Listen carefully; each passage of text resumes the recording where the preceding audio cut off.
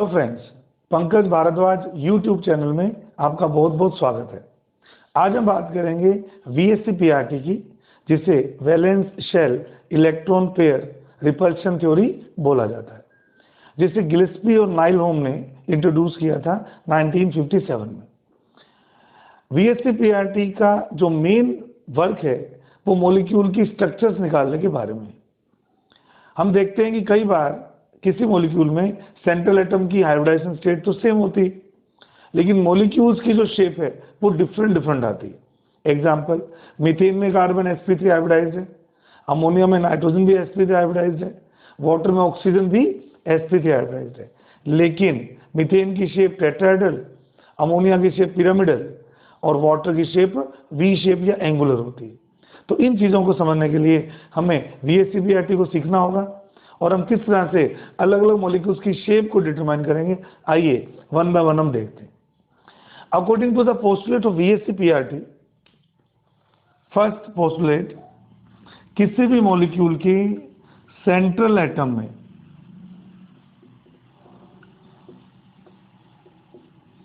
Bond pair of electrons और lone pair of electrons के total combination से उस मॉलिक्यूल की शेप निकाली जाती है। ये वो इलेक्ट्रॉन पेयर होते हैं जो बॉन्ड बनाते हैं, और ये इलेक्ट्रॉन पेयर वो होते हैं जो कि लोन पेयर की फॉर्म में उस सेंट्रल एटम के ऊपर हम शो करते हैं। सेकेंड इंपॉर्टेंट बात, ये सब इलेक्ट्रॉन पेयर एक दूसरे से मिनिमम रिपल्शन की कंडीशन में रहते हैं, और जब भी इनके बीच में मिनिमम रिपल्शन होगा तो क्वाइट नेचुरल है इनके बीच में जो डिस्टेंस ली जाती है वो मैक्सिमम डिस्टेंस ली जाती है।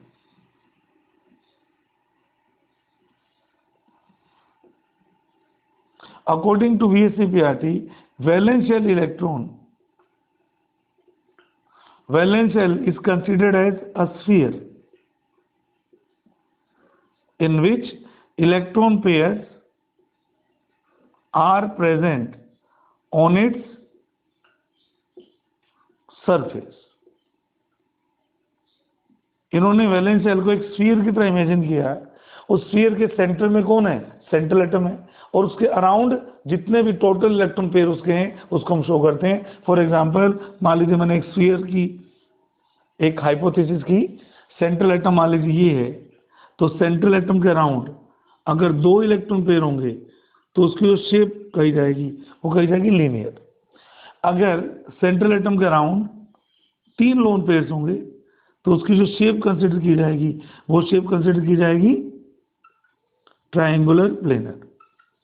अगर सेंट्रल एटम के अराउंड चार इलेक्ट्रॉन पेयर होंगे तो जो शेप कंसिडर की जाएगी वो की जाएगी टेट्राहेड्रल। इस तरह से तो इन्होंने वैलेंस शेल को एक स्फीयर की तरह कंसिडर किया है, और जो इलेक्ट्रॉन पेयर्स हैं उनको सरफेस पे कंसिडर करते हैं, तो ये लीनियर, ट्रायंगुलर प्लेनर और चार के लिए टेट्राहेड्रल, इस तरह की ज्योमेट्रीज में वो रहते हैं। फोर्थ इंपॉर्टेंट पॉइंट, अगर किसी मॉलिक्यूल में ओनली बॉन्ड पेयर्स हैं, यानी कि सेंट्रल एटम के पास कोई लोन पेयर नहीं है, तो उसकी ज्योमेट्री को हम बोलते हैं रेगुलर ज्योमेट्री।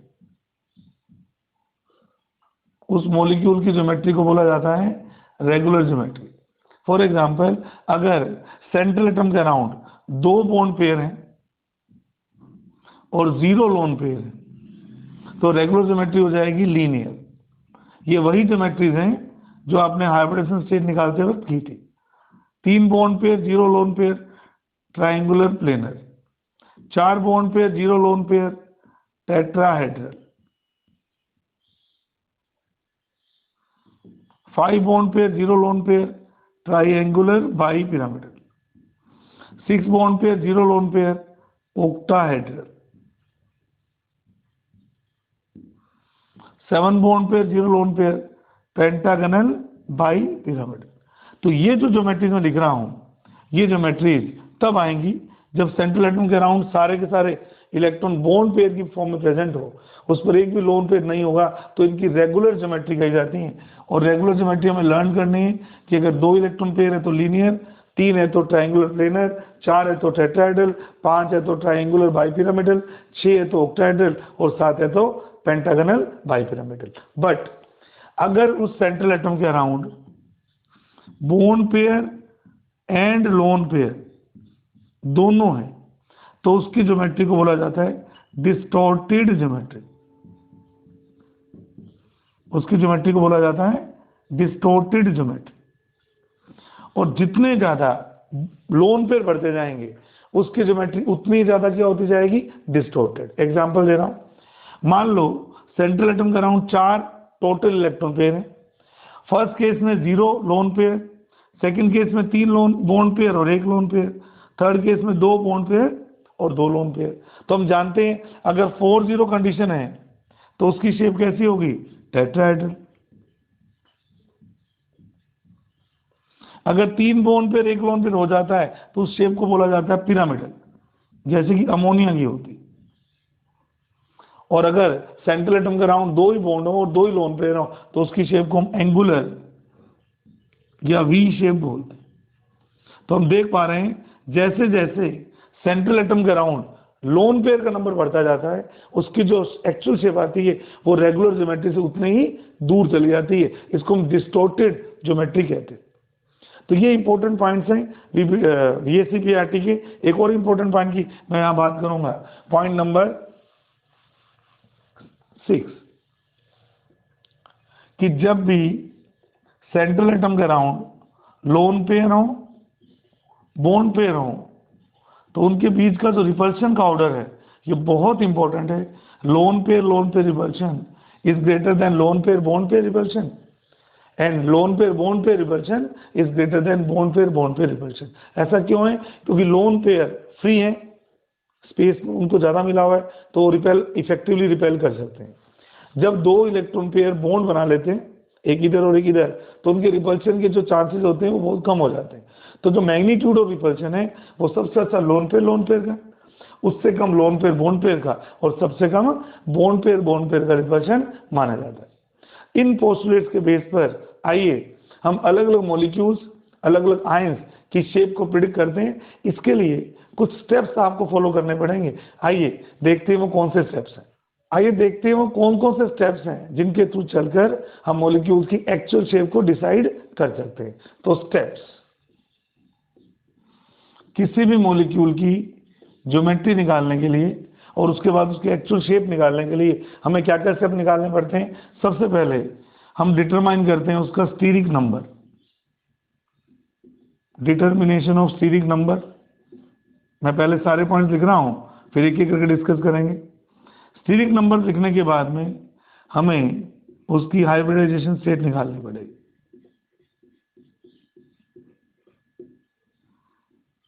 फिर हमें ये देखना पड़ेगा कि उस सेंट्रल एटम के around total number of linkages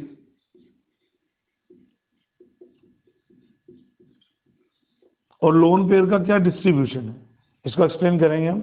और उसके बाद में अकॉर्डिंग टू दिस डिस्ट्रीब्यूशन उस मॉलिक्यूल आयन की एक्चुअल शेप हम डिसाइड कर सकते हैं। तो सबसे पहले हमें निकालना होता है उसका स्टीरिक नंबर। अब स्टीरिक नंबर क्या है, जब भी आपको किसी मॉलिक्यूल का या उसके सेंट्रल एटम का स्टीरिक नंबर निकालना है तो उसके वैसे तो कई मेथड दिए हुए हैं। एक बड़ा कॉमन मेथड हम यूज करते हैं, x is equal to half v plus m plus minus c।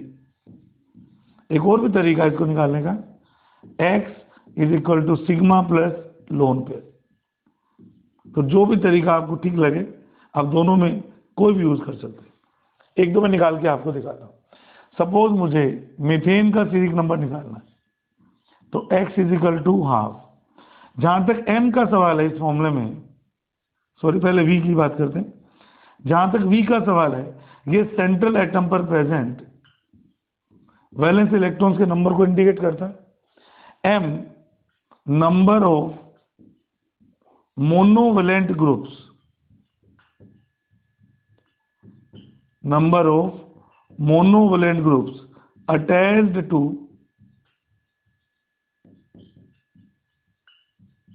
central atom।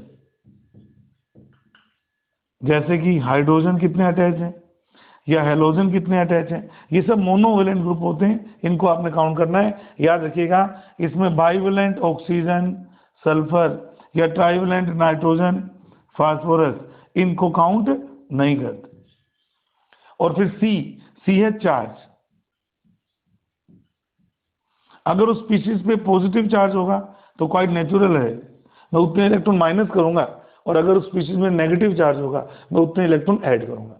Positive charge होने पर इलेक्ट्रॉन माइनस किए जाएंगे और नेगेटिव चार्ज होने पर इलेक्ट्रॉन ऐड किए जाएंगे। आइए, तो अगर मैं मीथेन के लिए स्टीरिक नंबर को कैलकुलेट करता हूं, मीथेन मॉलिक्यूल के लिए, आइए हम देखते हैं किस तरह से करेंगे।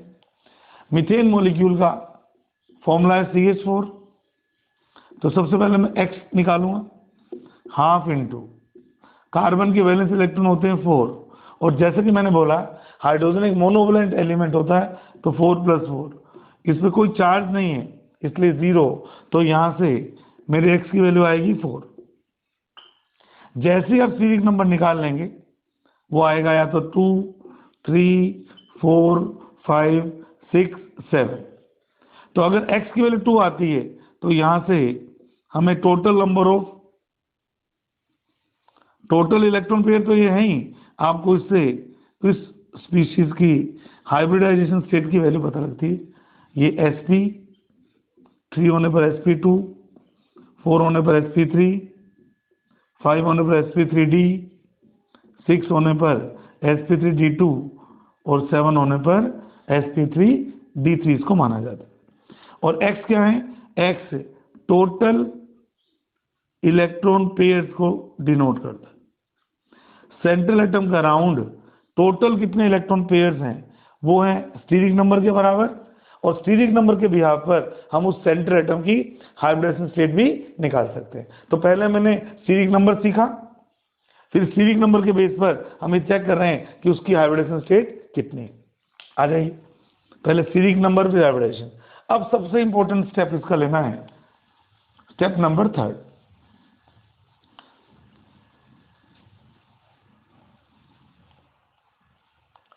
स्टेप नंबर 1 एंड 2 के बाद हम बात करते हैं स्टेप नंबर 3 की। X is equal to total number of bond pairs plus lone pair. Quite natural है, X टोटल इलेक्ट्रॉन पेयर को शो करते हैं, या तो वो बॉन्ड पेयर होंगे या वो क्या होंगे, लोन पेयर। ये जैसे हम डिटरमाइन करेंगे वैसे ही हमें पता लग जाएगा कि सिस्टम आपका कौन सा दिया हुआ है। एग्जाम्पल, अगर मैं बात करूं स्टीरिक नंबर 3 से, तो इसके क्या क्या केस हो सकते हैं। यहां लिख देती है X, यहां लिख देती है बॉन्ड पेयर, यहां लिख देते हैं लोन पेयर। इसको आप लिंकेजेस भी कह सकते हैं, कितने लिंकेज जुड़े हुए हैं और उसकी शेप क्या होगी इसकी हम बात करेंगे। अगर X की वैल्यू 3 है तो उसके लिंकेजेस आपको गिनने पड़ेंगे। क्या क्या पॉसिबिलिटी है, 3 + 0 या 2 + 1, या तो सेंट्रल एटम के अराउंड अगर 3 इलेक्ट्रॉन पेयर हैं, सारे बॉन्ड पेयर ही हो, लोन पेयर हो ही नहीं, या 2 बॉन्ड पेयर हो और 1 लोन पेयर हो उस केस में। तो शेप होती है इस केस में ट्राइंगुलर प्लेनर। मान लीजिए सेंट्रल एटम आपका A से डिनोट कर रहा हूं, तो आप लोगों ने पहले भी पढ़ी हुई है ये शेप। ये जो शेप आती है ये आती है ट्राइंगुलर प्लेनर। लेकिन जैसे ही सिस्टम में एक बॉन्ड की जगह पर एक लोन पेयर आ जाएगा, तो आप देख सकते हैं मैं किसी भी एक B को हटा रहा हूं, मैंने ऊपर वाले B को हटा दिया और इस B की जगह क्या लगा दिया, ओनली लोन पेयर। तो जब 3 बॉन्ड में से एक हट जाएगा, क्यों हट जाएगा, क्योंकि इस बॉन्ड पेयर की जगह क्या आ गया, लोन पेयर। तो जो शेप डिसाइड की जाती है वो लोन पेयर कभी नहीं करते, वो ओनली बॉन्ड पेयर करते हैं। तो क्योंकि यहाँ 2 ही बॉन्ड पेयर हैं, ये जो एंगल होगा वो थीटा होगा, इस शेप को हम बोलते हैं ट्रायंगुलर प्लेनर, और नीचे वाले शेप को हम बोलते हैं एंगुलर। तो स्टीरिक नंबर 3 के केस में 2 पॉसिबिलिटीज होती हैं, या तो 3 + 0 या 2 + 1। 3 + 0 एक रेगुलर ज्योमेट्री है जिसे हम बोलते हैं ट्रायंगुलर प्लेनर, और 2 + 1 एक लोन पेयर आने के कारण अब जो उसकी शेप आएगी वो क्या आएगी, एंगुलर या वी शेप्ड। ऐसे ही हम बात करते हैं और स्टीरिक नंबर्स के लिए। आ जाइए, अगर मैं बात करता हूं सीरीज नंबर 4 के लिए, तो क्या क्या कंडीशन हम देखते हैं, आइए वन बाय वन देखते हैं। अगर आपका सीरीज नंबर है 4, एक्स की वैल्यू 4 है, टोटल लिंकेजेस कितने हैं उसके राउंड। बच्चों बॉन्ड पेयर में हम ओनली सिग्मा बॉन्ड के इलेक्ट्रॉन पेयर को काउंट करते हैं, पाई बॉन्ड के इलेक्ट्रॉन पेयर को काउंट नहीं करते। लिंकेजेस, लोन पेयर और फाइनल शेप। तो अगर 4 इलेक्ट्रॉन पेयर हैं, 4 + 0, 3 + 1, 2 + 2। 4 + 0 की शेप आप सब जानते हैं, it is tetrahedral and regarded as regular geometry. But in the case of 3 1, अगर मैं टेट्राहेड्रल शेप की बात करूं तो हमने ये डायग्राम पहले बनाया हुआ है, AB4। As you can see it is a tetrahedral shape. इस शेप को हम क्या बोलते हैं, टेट्राहेड्रल शेप। और बॉन्ड एंगल कितना था, 109 डिग्री 28 मिनट्स। अब अगर इन चारों में से एक बॉन्ड हटा लिया जाए और उसकी जगह लोन पे लगा दिया जाए, तो चारों के चारों बॉन्ड आइडेंटिकल। आप किसी को भी हटा सकते हो, इसको भी हटा सकते हो, इसको, इनमें से अगर मैं ऊपर वाले को रिमूव करता हूं तो ये जो शेप अब आएगी उस शेप का नाम होता है पिरामिडल। अगर मैं ऊपर वाला हटाता हूं, हटाने को कोई भी हटा सकता हूं, तो अब ये जो शेप आती है, एक लोन पेयर आ चुका है, देख लीजिए। इस शेप को हम क्या बोलते हैं, पिरामिडल शेप बोलते हैं। और ऐसे ही अगर 2 बॉन्ड हो और 2 लोन पेयर हो तो उस शेप को हम बोलते हैं एंगुलर या वी शेप। उसका भी आइडिया आपको हो जाएगा। अब एक और बॉन्ड हटाना है, मैं इसको भी हटा देता हूं। तो जैसे मैं इसको भी हटाता हूं तो बस ए के राउंड कितने रह जाएंगे, बी, ओनली 2। और बाकी दोनों बी की जगह क्या आ गए हैं, 2 लोन पेयर। अब जो शेप काउंट होगी वो तो इस 2 बॉन्ड के बेस पे होगी। और 2 बॉन्ड अगर थीटा के एंगल पे लगे हुए हैं, क्वाइट नेचुरल, उनकी शेप को हम क्या बोलेंगे, या तो बोलेंगे एंगुलर या बोलेंगे V shape.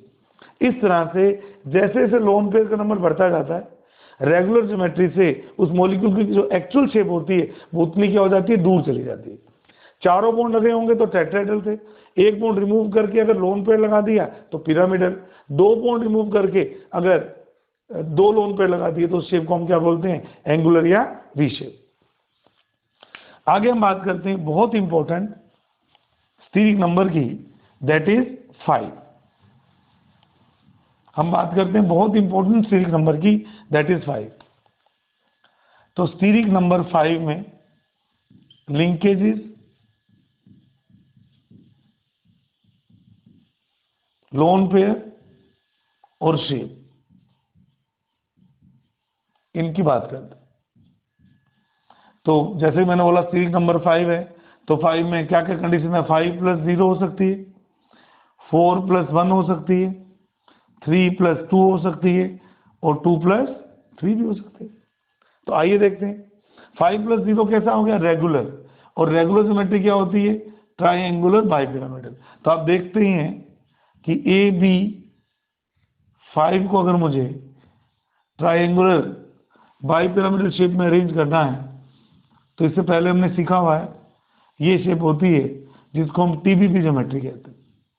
This geometry is called as TBP geometry, triangular bipyramidal.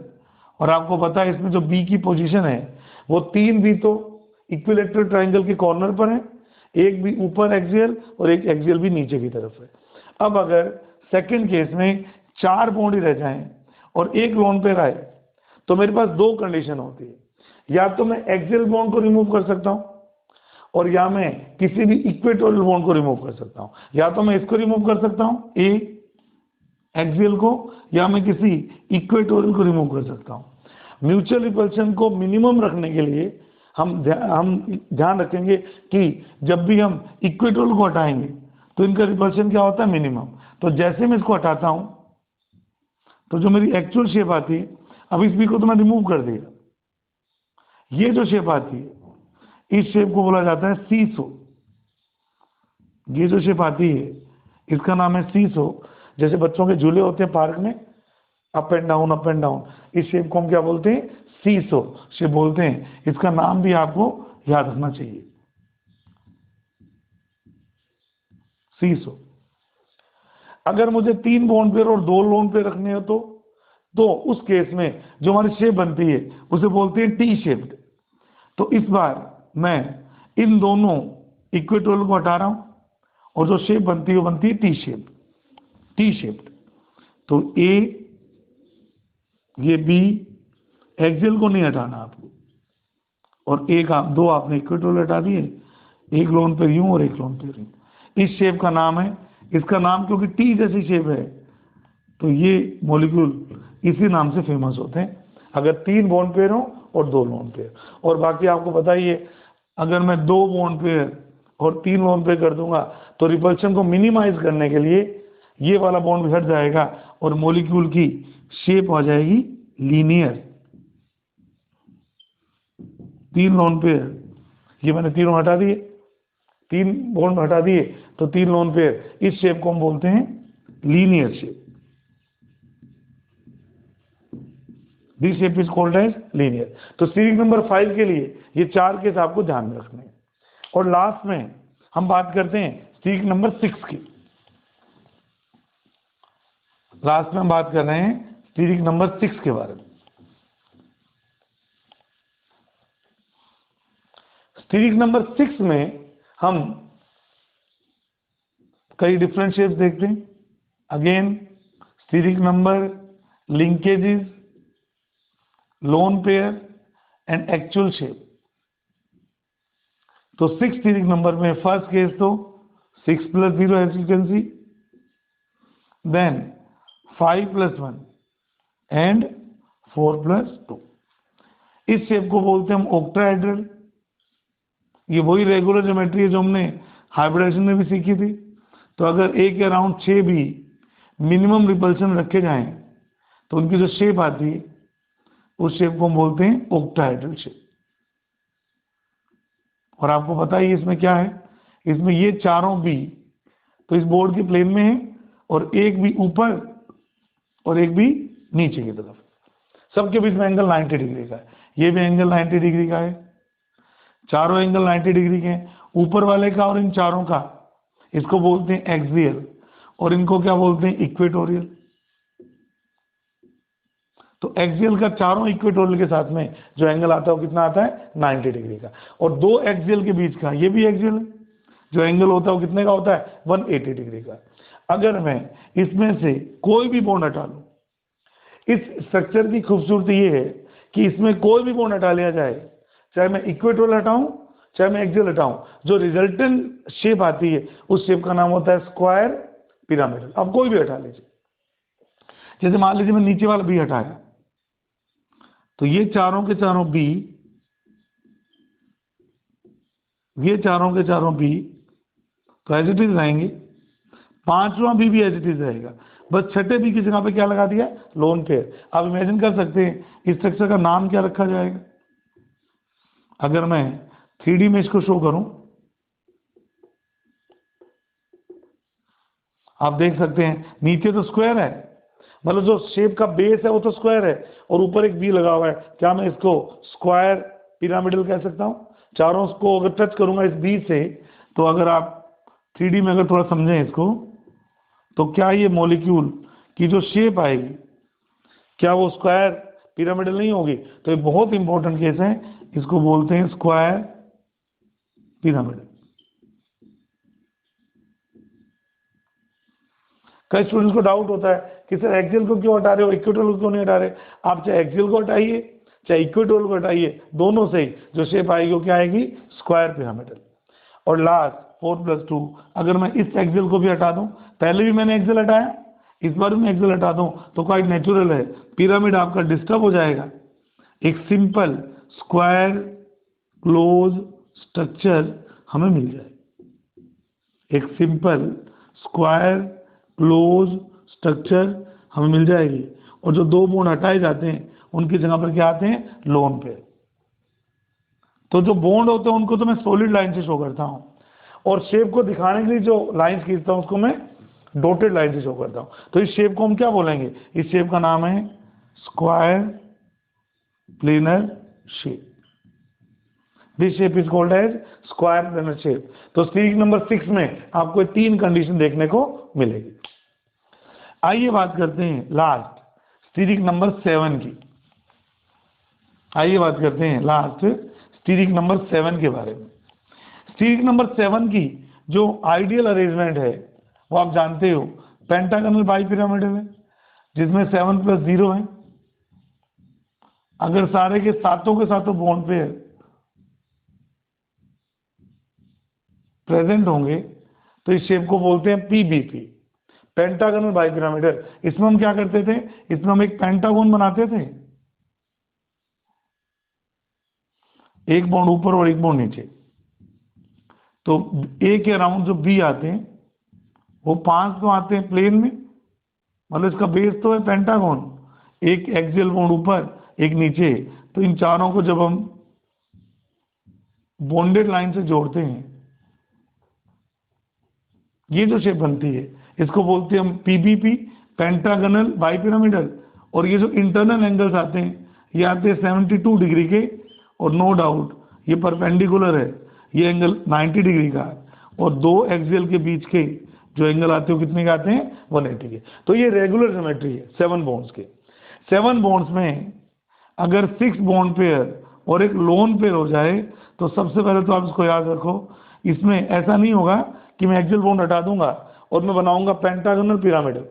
इस बात को ध्यान रखिएगा। इसमें जो अब जो शेप आती है वो क्वाइट डिफरेंट आती है। इस शेप का नाम है डिस्टोर्टेड ऑक्टाहेड्रल।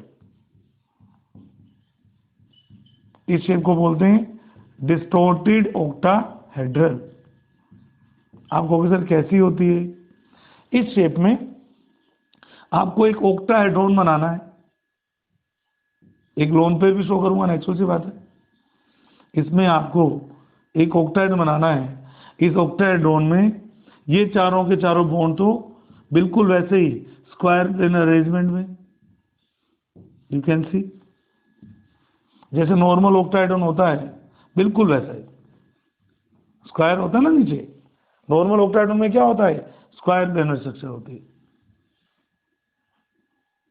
चलिए, नीचे वाला एक्सियल भी नॉर्मल ही है, लेकिन यहाँ क्या होता है, इस फेस के अलोंग, जैसे अगर मान लो मैं इसको एक फेज मानता हूं, तो जो लोन पेयर है वो एक फेज के अलोंग होता है, जैसे खिड़की के बीच में से बाहर निकला हुआ है। इस लोन पेयर के कारण ये जो बॉन्ड है ये थोड़ा सा रिपल्शन के कारण थोड़ा सा इस तरफ इंक्लाइन हो जाता है। तो इस शेप को हम बोलते हैं, वैसे तो ऑक्टाहेड्रॉन है, अगर ये बिल्कुल लाइन में होते दोनों तो ये कैसा होता, ऑक्टाहेड्रल। लेकिन इस स्ट्रक्चर को हम बोलते हैं थोड़ा सा स्लाइड होने के कारण इसको बोलते हैं डिस्टोर्टेड ऑक्टाहेड्रॉन या कैप्ड ऑक्टाहेड्रल स्ट्रक्चर इसको बोला जाता है। तो वीएससी पीआरटी के थ्रू हम ये देख पा रहे हैं कि स्टीरिक नंबर निकालने के बाद में सारी पॉसिबिलिटीज को हम लेके चल रहा हूं।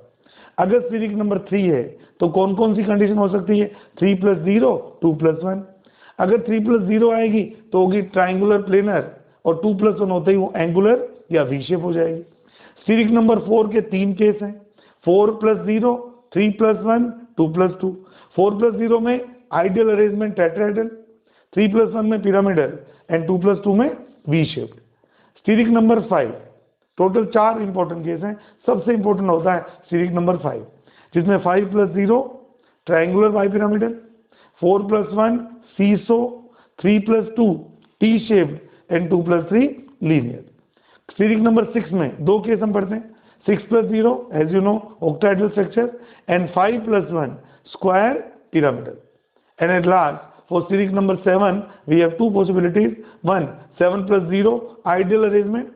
What is the ideal arrangement of series number 7? Pentagonal bipyramidal, PBP. And if I remove one bond and instead of one lone pair, I will get a different structure from the original structure, and it is called as distorted octahedral structure or capped octahedral structure. तो इस तरह से steric number निकालकर हमें इसको करना है। अगले वीडियो में मैं आपको मॉलिक्यूल्स की शेप निकालने की प्रैक्टिस कराऊंगा। Thank you so much.